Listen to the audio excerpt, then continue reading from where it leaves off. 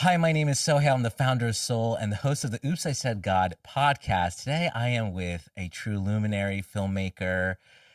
She just radiates light everywhere she goes. Such a love for the divine. She's done so much, actress from a young age. I'm here today with Kelly Noonan Gores. Kelly, how are you doing? God. Oops, I said God. Yeah. No, I'm kidding. I'm doing well because I get to be here with you. Thank you for coming so far away Like from across the city. Hollywood's far from everything. Yeah, I agree. With all due respect. So we were talking about shedding right before we did this introduction, and we know so many people who are just going through it. And I was saying to you, I'm ready to just surrender, but then yet that even seems tough to do. And I'm experiencing a reflection of what I need, which is giving up control, so to speak, of the timing, etc. And you were empathizing with me. That's the same, what you're going through too. Yep, exactly. I was on the phone the whole way over here in the random rain of Southern California that's happening. Yeah. It's a cute drizzle, though. It's like a romantic drizzle in my view. It is. It's not offensive. Yeah. The trees and foliage are getting a nice drink of water, which is great. True. Yeah.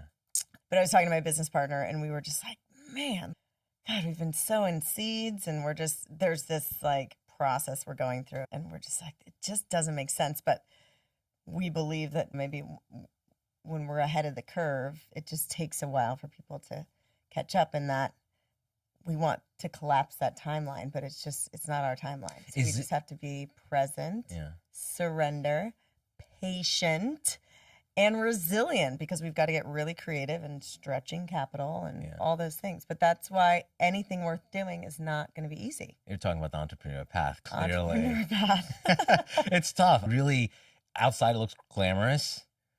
And there is an element of glamour, but there's also an element of profound resilience, grit, perseverance. It's one of the most profound spiritual journeys to be an entrepreneur, like hands down. Totally. If you want to have to be forced to embody what you preach, go be an entrepreneur. Yeah. Self-management. I assume you're talking about Held. Yes. All right. So Held, is it out yet? So it's in the App Store. We got approved Really? by Christmas. I'm But going to check it out. Yeah, check it out. We'll give you an invite code. We're just about to release it to the trusted inner circle of friends, which you fall into. Oh, thank you very much. For beta testing. All right. And then I think we're 2 months away from launch, which birthing a baby, we're I know. got the nerves and the excitement. But yeah, we definitely need to test it and finesse it and get the feedback from real users. I'm actually in the very similar boat. So with Soul, and then I want you to share with the audience what's Held about, etc. That's going to be really cool. I want to even hear the update, but I just want to empathize here with Soul. Similar thing. We're planning to launch it next couple of weeks. We've had thousands of pieces of feedback for the last 4 or 5 months. So our job has been to really make it a sticky, effective product. And we are so blessed that almost every single day of the week, we are getting feedback at the same time, profoundly overwhelmed. And it's making the product sensational and something that really can transform, I believe, the future of humanity. However, last minute, we want to put these changes, and there's like a bug here and a bug there. And I think all these grays of hair that you're now seeing, I don't know if you saw them last time. There's 6. No. You had 2 before. Okay. No, come on. Seriously, there's a lot. Yeah, it's from these bugs. Yeah. It's really, oh, gosh. I'll share I you. haven't even gotten to the bug part yet. Oh, really? Yeah. Oh, it is because everyone has an opinion. We'll do something, put it out there, and then people are like, this is not this, or I need that. And I would never have thought about this, which is the beauty of the co-creative process. That's how you really make it inclusive for everybody. But I'd love to, for you, before I share about Soul, I would love to hear about Held. What is the promise of Held for those who try it out? So Held is named as such because we want you to feel held using the product. So yes, it's still tech.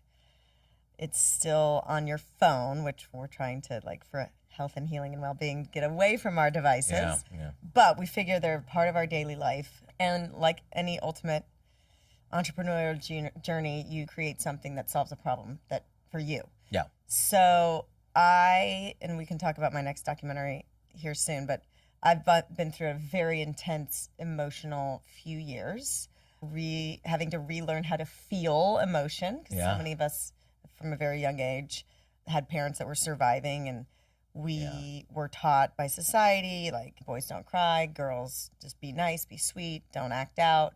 So we lost touch on what we really feel because we suppressed our emotions in order to survive and not get kicked out of the village or abused or whatever it was that we were trying to avoid. And then we adapt these behaviors, and somewhere along the line we lose track of who we are because we don't know how to work with these instruments that are our nervous systems. So as I was simultaneously going through this really intense emotional period of my life, which included leaving my relationship and my marriage, and just a very hard decision. I love my husband dearly, but like, just there was a lot of external circumstances and ways we operate that were not conducive to staying together. And so that was just a really heartbreaking thing to go through. And I was trying to conscious parent my child, who's now 6.5. But those were like really formative years. And I'm reading all the conscious parenting books, and I realized it's okay when child is having big emotions, or a temper tantrum, complete meltdown. You just stay sturdy, you stay calm, you hold space, you hold a safe container. Maybe you reflect back to them what they're feeling. Oh, wow, you're really frustrated, or oh, wow, that really upset you, so that they start to get a language, and they know that you can handle it, so it's not that scary, even though the energetic experience they're going through is scary. It's even more scary if the parent loses their shit back. So it's like we just hold space. They feel held. And then they start to learn language for what they're feeling, and they start to work out their own nervous system, how to express the emotion. That's what you do. But so I started practicing that with my child. And then, like, I would get triggered by something or going through this emotional stuff, and I'd be in my shower going, I can't even name my own emotions. I don't know if I'm feeling rage, grief, a concoction of it all, a chemical feels like concoction. Yeah. So I just realized that, like, I'm very aware. I'm aware, like, body aware, like, consciousness aware, like, psychologically aware, but we all have blind spots. And also, like, I just realized how disconnected I am from my feelings.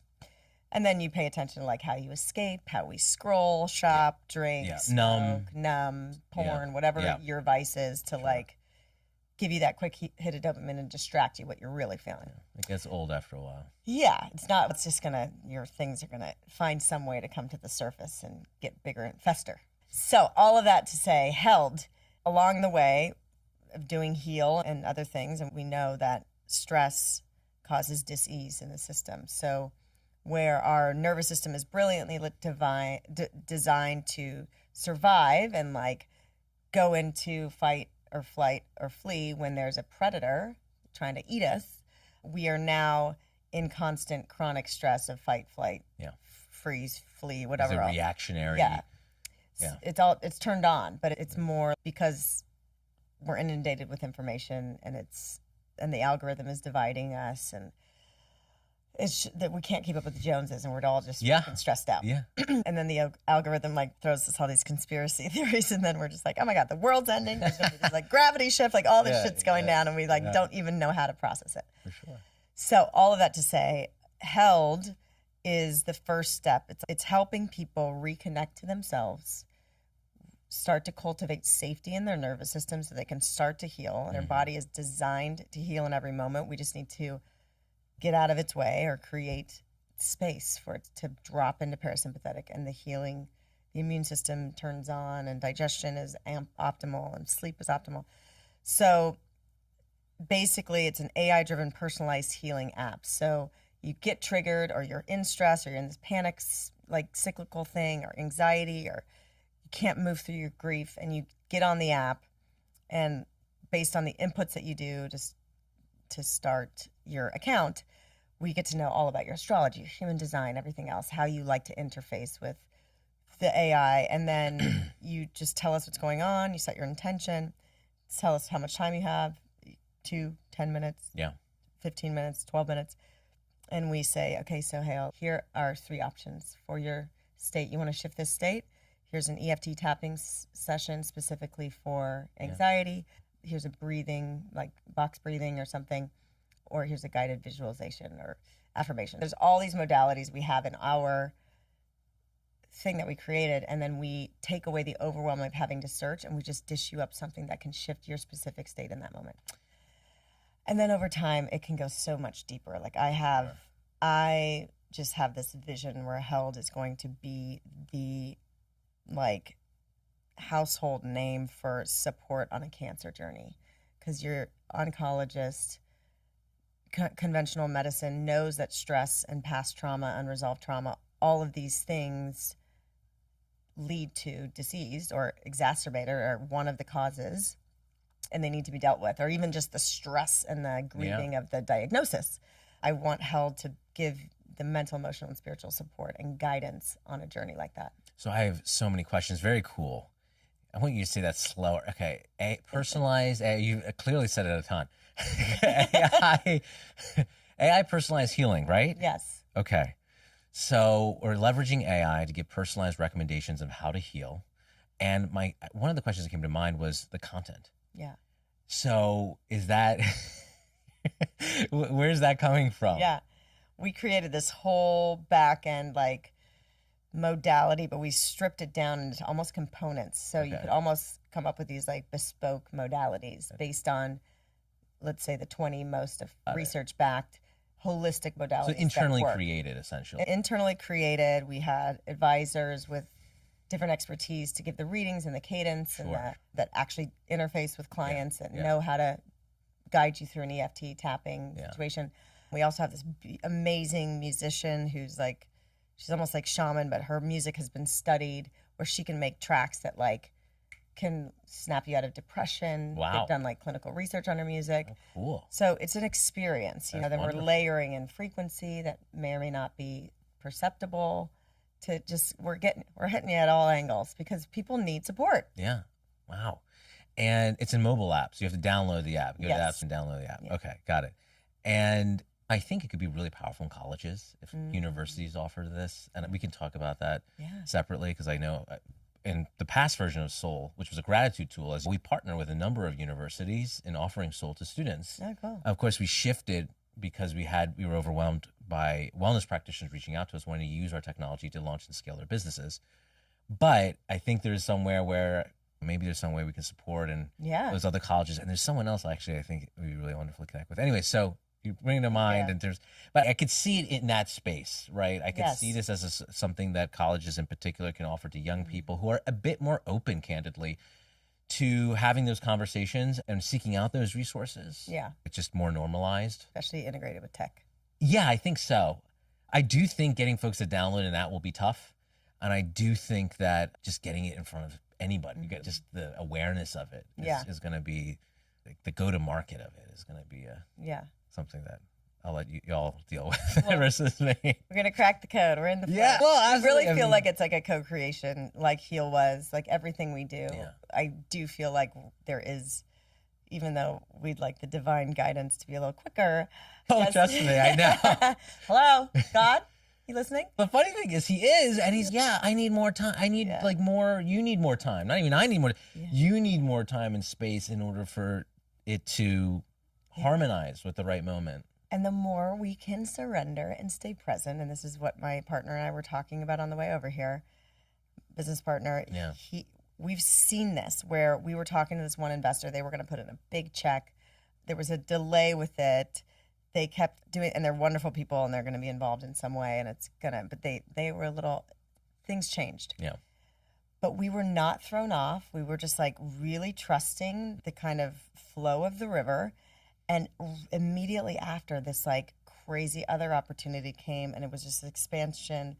And like even the company, like all these like media opportunities, which is my side. Yeah. So we're building this vertical now and bringing in this like magical stuff. So because we weren't grasping, we weren't fighting, we weren't humping, we really were in trust. We're like, oh shit, the more we can let go of the wheel, the greater and bigger this thing is. So like we may think in our limited minds that it's going slower, but it's actually building this much greater foundation. Well, it's like a perception, really. Yeah. The perception is this ticking clock as you're have a startup and you have burn, especially when you're starting before even launching, getting ready to go to market. And so you have this burn that's happening. You have, for those who don't know what burn, like you raise money and you're burning cash. Literally like lighting a match to cash. You know, and you're building the product and so you feel this like ticking clock, but it's completely perception because it can, in one day, all of that can shift. Shift. And so it's really just being true to the process. I love this advice because this is exactly what I need to hear to myself. So, hey, I'll trust the process because it is more magical when you do. I'm so And grateful. trust that it's a co-creation. You are so connected. You are literally like a prophet. Like, you are co-creating this with divine intelligence. So, like, it's got a plan. Yeah. You just keep putting the right foot in forward. Yeah, and totally. Staying present. So, you mentioned in your story about naming emotions. You alluded to feel. So do you want to share a little bit about it's so funny. I just laugh because it's like, it sounds so silly. When I first did the documentary Heal, that was like, it's a very charged word, heal. But I was so clear that it was to be called Heal. And at the time, it was like Uber. And it was 2016 when I was finishing it, and it released in 2017. And those one name, like, startups were 4-letter word kind of thing. And I was like, it's Heal.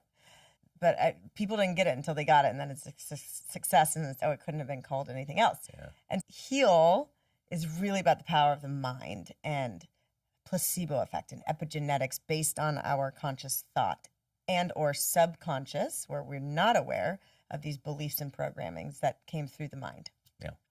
Feel, in my awakening in the last few years of tormenting emotions and trying to raise a child and all of it, I realized that we need to learn how to feel again. And so then it's just like, I love that. It's just like heal, mind, feel is dropping into the body. So it's somatics. It's really connecting and understanding how we're wired and how intelligent our bodies are and how they're speaking to us in every moment through energy of emotion, through sensation, through symptom. And just if we can learn the language of the body, which includes emotion and nervous system, we're superhuman. Oh, for sure. What's interesting is that the link is so profound. The way we believe is related to how we feel. Our belief systems inform. So then the question becomes, if we want to feel more blissful or more joyful, what belief systems do we have to deconstruct or rewire or rewrite, right? And I feel like for a lot of people, and you can correct me if I'm wrong or if you think otherwise, guilt and shame are like two signposts of, okay, this is what we got to rewrite. And so many of us, we're like, okay, I'm going to do better. Maybe I'm going to make myself happier. I'm going to exercise more, etc. And I think we get to the precipice. But if we really want to transform our minds and our hearts and our full beings, I think we have to move to those perceptions of what is guilty, what makes us feel guilty or shameful in our minds, and rewire those. It's almost like when they talk about Yeshua going after being resurrected or leaving earth, sees hell and then goes back up or goes to heaven, this experience that you have to really understand the darkness to know the light. And I think that's what it's essential for one to do. Is that what happened? He went to hell first and he's no, I'm out, and then he went back to heaven? It's more of like he saw and left out. And for those who are listening, correct me if I'm wrong. I'm gonna hip on this one. But I know for sure, that in order to see the light, we need to understand also the darkness. Totally. And the darkness is totally perception, by the way. It is. What is darkness? It's really the absence of light. Yeah. And we need the contrast to see things. Yeah. And without the transition into the dark of night, we don't see the beautiful sunset. We don't see the stars twinkling in the sky. It's like darkness. We've learned to judge the shadow and the shame and the darkness, but I think the key to enlightenment is just releasing all judgment. And just being fully in the experience of every end of the spectrum. And I feel like in that journey, I got to a point, I'm going to talk about it. I get to a point where, oh man, I'm sinful. Like I'm I'm bad. Yeah. And of course, you and I both know, like, that's totally made up. I know. You know, it's just because society, it's attributed to X, Y, and Z, and you thinking that. So I think it's also getting past that of what does it mean to be sinful? Yeah. And what does it mean to be an angel? And the funny joke in all of this is that whatever you are, you're still a emanation, reflection of divinity. Yes. That's the funny part of all of it. Yes. And there's God is not judgmental. We're judging ourselves because we've been taught by societal structures in order to control us. Yeah. Will have us think that we're not worthy or we're not good enough or we're bad. And then we buy products or we stay silent and sheepish and all of those things. Did you have a moment where you were in extreme pain or I know you did a few things over the last 6 months to try to few things for this documentary that maybe you could share that seemed intense. Yeah. And did you see light through the intensity? Or maybe not, because honestly, Sohail, that just was not the intensity I needed. Yeah. One of the experiences I'm sure you were referring to, Yeah. the darkness retreat. That's We're correct. Yes, talking that's about what was coming darkness. to mind. This is all planned. Yeah, exactly. Darkness. I went into the cave, which is Joseph Campbell, like the cave you fear to enter holds the treasure you seek or something. I think that's Joseph Campbell. I think so. But yeah, so I went on a darkness retreat, Sky Caves retreat in Oregon, and it's 4 nights, 3 days. Is that correct? In a pitch black kind of cave. It's this underground room. And they prepare you and they let you know that your nervous system can respond in a way that you don't think. And if you're not leaving your bed, you're like definitely in freeze.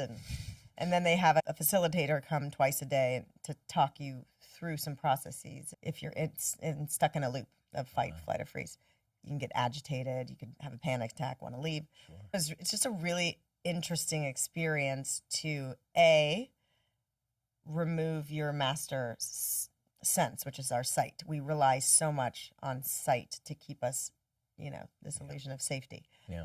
So in the darkness, like you literally can't see your hand in front of your face. Oh my God, it's that dark. It's that dark. Wow. And they've evolved their philosophy over time. Now it's ask yourself, what would nurture do? The goal is not to just battle through 4 nights in the dark. You lose all track of time by like the second or third day. But because that will really mess up your nervous system even more. Yeah. The healing benefits are not there. Exactly, yeah. So they've really go, what would nurture do? This is all about, like, the darkness is a different kind of mirror back to yourself. Oh, that's lovely. And then it's just We love about mirrors. Yeah, everything is a mirror. I'm sick of looking in the mirror. Triggers are mirrors. Darkness is a mirror. Yeah. But basically, it was pretty profound because in Heal, I preach like our body is designed to heal in every moment, and given the right circumstances or when we get out of its way, it just does these things. It digests things. Autophagy happens, but we are burdening it with terrible food and toxins and EMFs and stress. So in the darkness, with stress removed, because external stress, because there's no to-do list, there's nothing to do. You're just sitting there with yourself and trying to navigate this weird experience. I felt experience of like stuff bubbling up to the surface without any distraction, or any even sight is a distraction at that point, to be looked at, processed, digested, and healed or integrated. Yeah.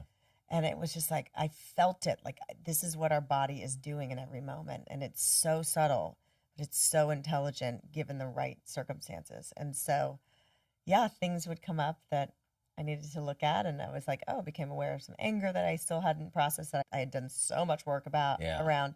And the facilitator helped me express it and release it, and then get underneath what was underneath it. Oh, wow. And then give voice to those parts of us that were hurt or scared. So it was just really cool. It's amazing how sometimes we think we do this work, and I'm good. Like, I did it. I went over that so many times, and then I was like, oh no, it's still there. Are you serious? Yeah. It's a spiral, not a straight line. But it's gotta go back. Yeah.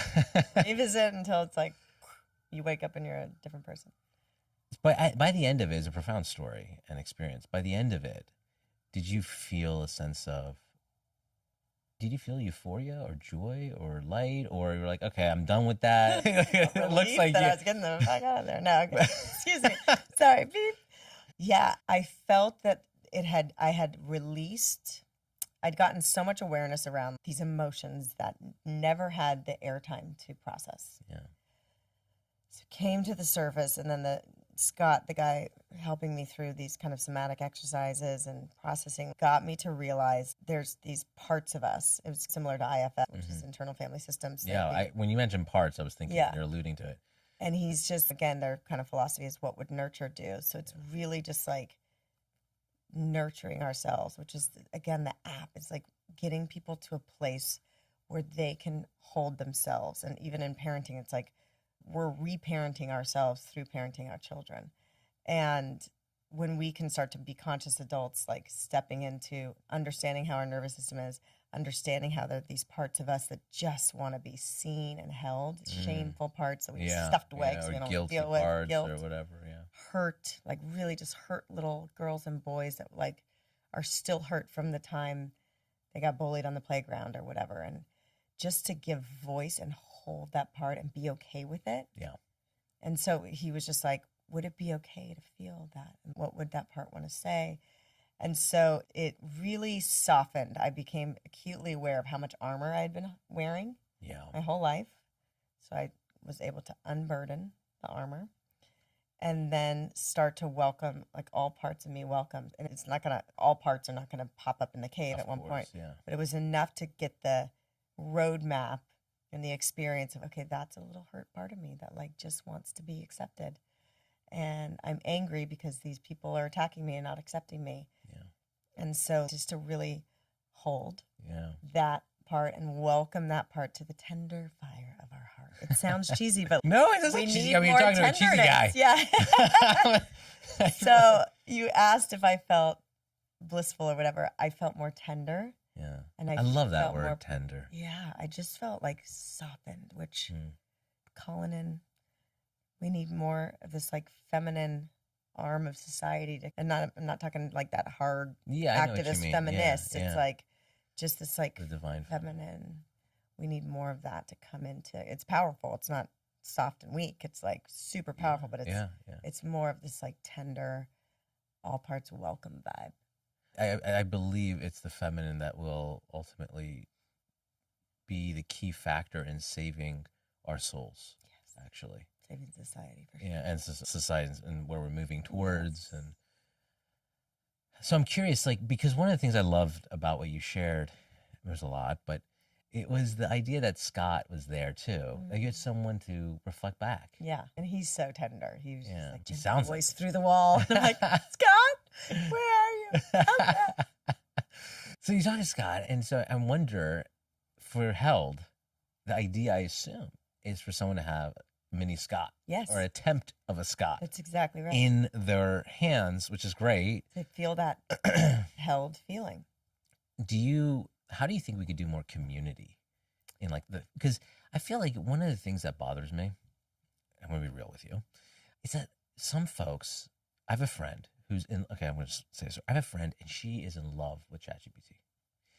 And to the point. Thanks. That's not a healthy relationship. Yeah. And the scary thing. ChatGPT is not going to love you back. The thing is, it just tells you what you want to hear. So it can be misleading, right?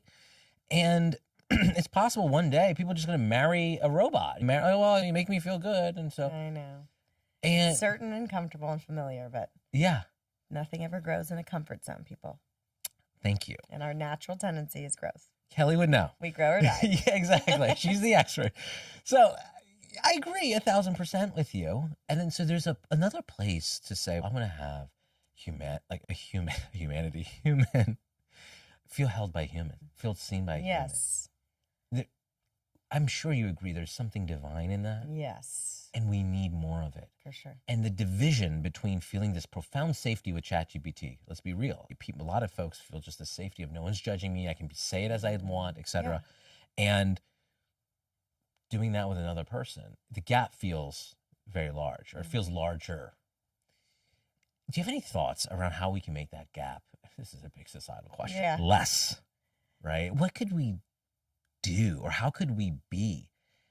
And the only answer that comes to my mind is if more people get comfortable with their emotions and go through that healing journey. Exactly. So that they give space for that other. Yeah. The ultimate goal with Held is this initial iteration is give people tools in the moment of trigger or daily practice to start to cultivate safety so they feel better in their bodies. Then it's deeper work to reconnect to themselves and start to be able to hold themselves or get out in nature. The more you can cultivate, more you can reconnect and embody and stay in your body and feel the feelings and start to learn somatic awareness practices. Sure. The more that we reconnect, then we start to, and then we guide it again, like cultivating this tenderness and this nurturing of ourselves.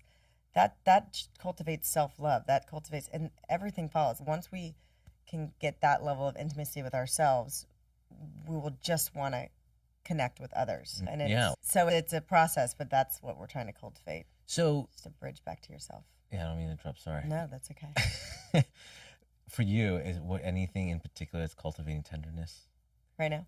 Yeah, that you're open to sharing publicly. Yes. There's a tool that I use. No, I'm kidding. I'm just kidding. No shame or guilt here. Of course not. It's all about self-love and love. Yeah. No, I would say just practicing grace. And like you said, humanity. One thing I want to do with Feel, we're also developing this really cool TV show, and ultimately with Held, is cultivate the self-compassion, be able to hold all parts of yourself, welcome all parts of yourself, welcome back our humanity. Yeah. We don't, like, cancel culture messed everybody up. Yeah. And then, of course, the algorithm and this divisiveness and just echo chambers. It's just echo chambers, and we're being fed more of what we believe, and we want to get this cheap feeling of illusion of safety by making others wrong and us, and it's just a downward spiral. So I would like to bring the humanity back, and really in my film, I'm going to highlight, given the same circumstances that X person grew up with, if we were in their shoes, we would have made the exact same choices. So forgive people, and then realize in my own world, I just had this profound realization right after the first of the year. I had this friend betray me that I found out about in December, and another friend who has a spiritual psychology degree guided me back to myself. She's like, Kel, she was an asshole. Noted. Mm-hmm. All of these triggers is to go back to ourselves and take inventory. Where did we ignore our intuition? Where is this wound of not enoughness? Or look at all these triggers point us back to ourselves to find out where we're still need some healing work. And then this other trigger happened with this other group of people that the anger was associated with in the cave. Yeah. And I was like, again, I thought I dealt with this in the cave, but it's still there. I was just like, God, please just give me the perspective shift. Just drop it in my consciousness so I just don't give any more power away to these people. Yeah. I just don't want to be angry anymore. I want to be free. And I did some purge emotional writing, which helped me feel and express the anger. And then I just got this mantra downloaded, which was peace above all else, because peace is so important to me. Yeah. Gratitude for everything. So I got this shift where our soul, God, higher self, the universe, whatever framework you believe in, literally we call in these divine actors in the play of life to rub up against us and trigger the shit out of us. We're the villain in their story. They're the villain in ours, in order to turn us back to ourselves and find out where we still need to heal. It's literally for growth. We need the conflict and the pain to wake us up and reconnect us back to ourselves. When is it enough? I know. This is okay. I agree, and I'm thinking of a few folks. I got the point. We are good to go. Yeah. Let's move on, and we shed it enough. Although I have to say, when you were speaking about somatic, and this is something that really touched me about feeling. I visited a childhood home that we had, and I found a violin, and I haven't been there for more than a decade, and I played violin for more than 25 years, and I found this old violin that was actually my sister's in third grade. It still had my third grade teacher's name on it. Wow. And so I opened it up, and it's still working, and I was playing on it, and it was a complicated moment being where I was. And it was just like therapy in the sense of I was pouring all my emotions in the vibrato and the movement. And I feel like art is that too. And as a Persian, we have so much Persian poetry. And it's so funny. They speak of longing as if it's beautiful. It's like that ache, that pain, exactly. The full spectrum of human emotion. It's like agony and ecstasy in the same. That's when I was thinking about through the darkness, the euphoria. Yeah. There were a couple moments in my life where I had a couple crushes, and haven't we all? Don't we all, right? And I had a couple crushes. Honestly, over the last 10 years, maybe 2, maybe 3. And I remember thinking to myself, and those people maybe necessarily weren't a fit in the sense of long-term marriage or something. It was just different phases of life or whatever it was. But I remember at the first being down about it. Really bummed about it. Yeah. This person is just the way she makes my heart feel, and my gosh, it's like I'm forgetting my own name, you know? I'm just so infatuated and like, yeah. And then there was this moment of, maybe not. And then eventually there was this other moment that would happen. It's like horseshoe type of moment where I'm like, wow, God is so beautiful. Oh my God, that's really God. Yeah. Like that feeling that I was having was really all just in my mind and my being. Yeah. That was there. It existed all along. Yeah. That person happened to be a really beautiful mirror. Yeah. Literally and philosophically and spiritually in all the ways. And for me to feel a sense of divinity. It's wild. And I feel like that's wonderful. And so I'm curious for you, is there any art? And I was listening to this song that was coming over here, and I wanted to read some of the lyrics to you. I already told you this. I'm just breaking it to the audience. But it's just so powerful. I feel like when I listen to this, I said, Lord have mercy.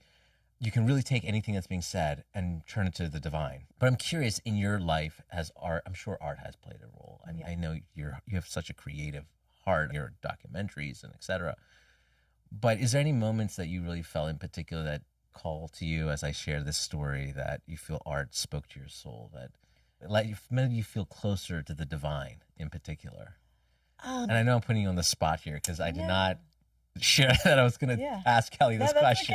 Okay. I was an art history major in college, and I traveled to Europe so art before. I'm a storyteller in film. For sure, yeah. And I believe that before TV and film, stories and history was told through art. And so that's like the story keepers. And so I love art, and I think it's so layered, and I love the art that there's like meaning of society, like these cultures that can't, they're expressing symbols and stuff in art. Like I love that stuff, like the investigation of it.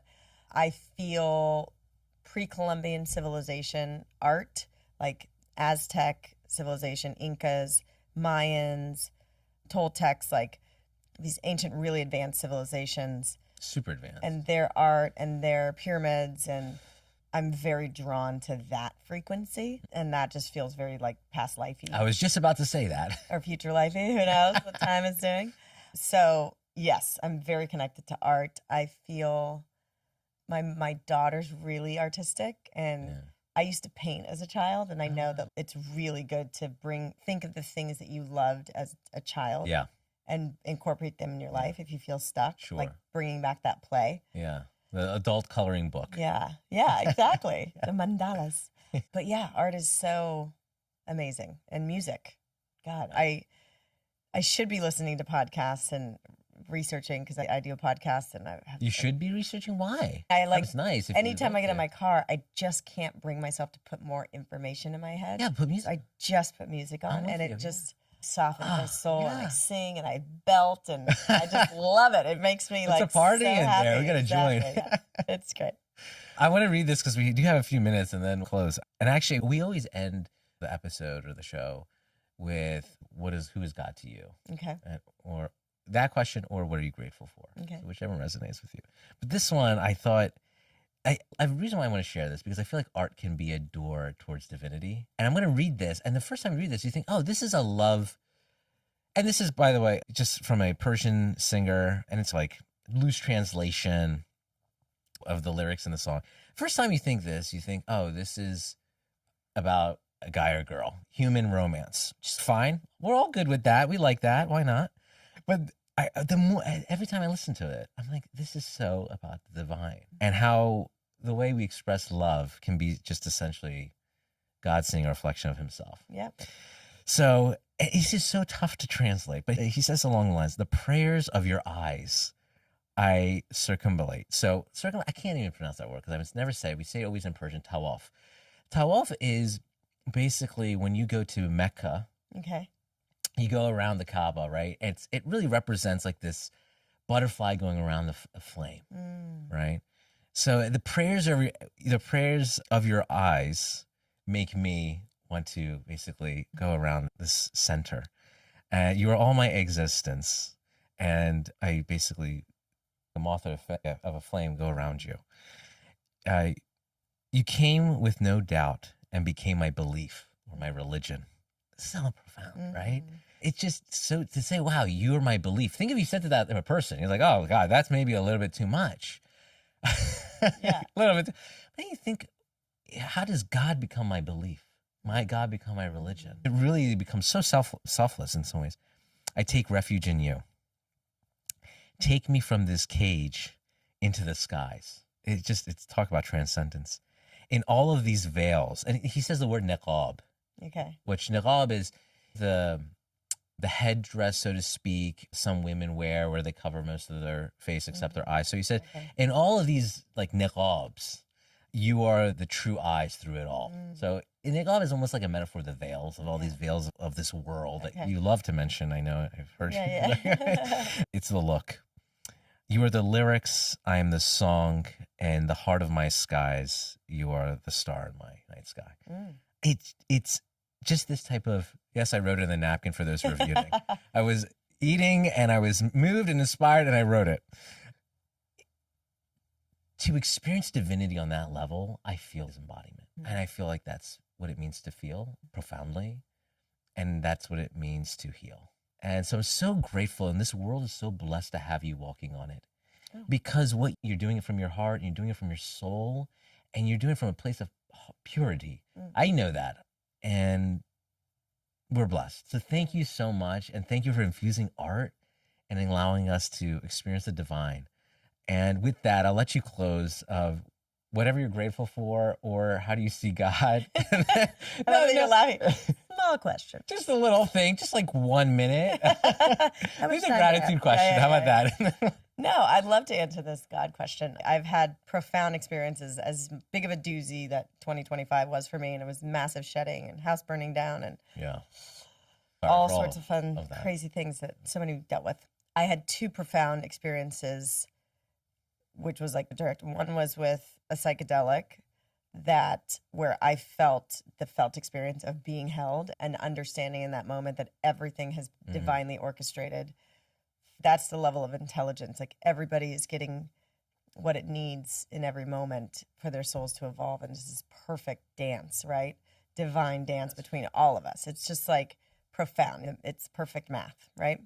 So God is perfect math. But I believe that based on near-death experiences that are profound, and so many just parallel each other, and they all describe this like love that passes human understanding, love and oneness, so connection. So my idea of God is that source energy that is this source of this intelligence that's divinely orchestrating everything, the cosmos down to the quantum. And that's where we come from, and that's where we return to. So that's the energy that is eternal. Yeah. And the quality of it is love. Maybe love intelligence, but the quality of it is love. And so when we come into these bodies, we're like little fractals of the divine. We're little God rays. Yeah. And another word is consciousness, and consciousness needs to understand itself. God is understanding the fullness of itself through us, because we're parts of him, but it's this illusion of separation, and we're all connected because we are all from the same source. And so with love as our quality, the love is always the answer. And this is what Jesus was trying to share. Do unto others, it's turn the other cheek. Like, love is our quality. So if you want to, like, miracles happen when we're in alignment, and it's as easy as choosing love. I say that now, and I was like cursing at someone on the way here in the car. So it's not like I'm some angel. We're humans. But my comprehension is, and then I had in the breathwork experience last week, I literally had a conversation with God, which was wild.